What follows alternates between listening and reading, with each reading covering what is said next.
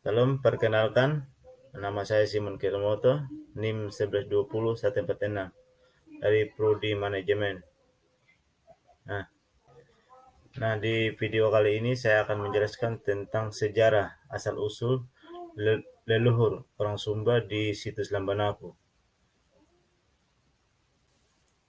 Nah, di sini ada beberapa pertanyaan yang sering muncul. Siapa nenek moyang orang Sumba?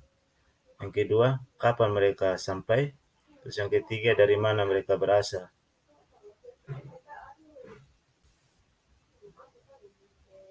Sini tradisi lisan menyatakan bahwa nenek moyang orang Sumba pertama kali tinggal di Kampung Wunga setelah menempuh perjalanan dengan kapal dari Malaka. Wunga berasal dari kata Kawunga yang berarti asal seperti namanya. Desa Wunga di Kecamatan Haru, Sumba Timur, ini dipercaya sebagai kampung asal bagi orang Sumba. Dari kampung ini kemudian mereka menyebar ke wilayah lain. Riset arkeologi orang Sumba yang merupakan campuran haplogroup Papua dan Asiatik ditemui di Unga, menguatkan sebagai kampung pertama di Pulau Sumba. Sejarah penghunian Sumba adalah rangkaian dari persebaran leluhur Austronesia, diperkirakan sejak 3.500 tahun yang lalu. Bukti-bukti arkeologi menunjukkan bahwa Sumba sudah dihuni setidaknya 2.000 tahun yang lalu. Rangka manusia yang ditemukan di situs Lambanapu dan situs Malolo merupakan leluhur dari generasi ke generasi, menurunkan populasi Sumba sekarang. Situs Lambanapu yang hanya berjarak 10 km dari Wengapu bukan situs hunian leluhur Sumba. Hadirannya di Sumba dari persebaran mereka ke Kepulauan Nusantara untuk mencari ladang kehidupan yang baru.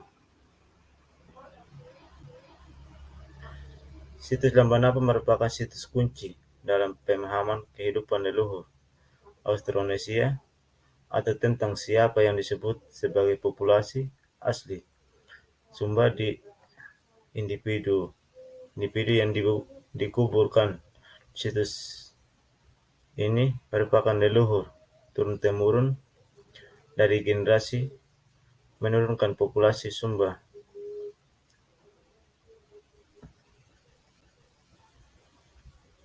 Keberadaan situs Lambanapu memberikan pemahaman tentang diaspora penutur Austronesia dalam persebarannya di kawasan Nusantara. Mereka menyebar ke pulau-pulau dengan cara berlayar, mengarungi laut dan selat, dengan menelusuri pantai. Mereka berhenti di muara-muara, sungai, dan mengeksplorasi lingkungan untuk mengetahui kelayakan huni. Meletakkan Lambanapu yang tidak menunjukkan model persebaran semacam ini.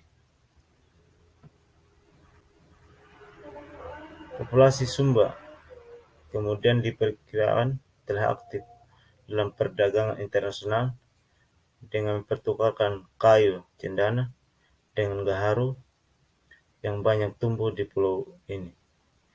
Nilai-nilai budaya Sumba turut memperkaya sekaligus menguatkan keanekaragaman budaya Nusantara. Sejarah penghunian Sumba merupakan rangkaian persebaran leluhur Austronesia Nusantara yang diperkirakan 3.500 tahun yang lalu. Keberadaannya, laut tidak membatasi interkoneksi pulau oleh keterampilan penguasaan, teknologi, dan pelayaran.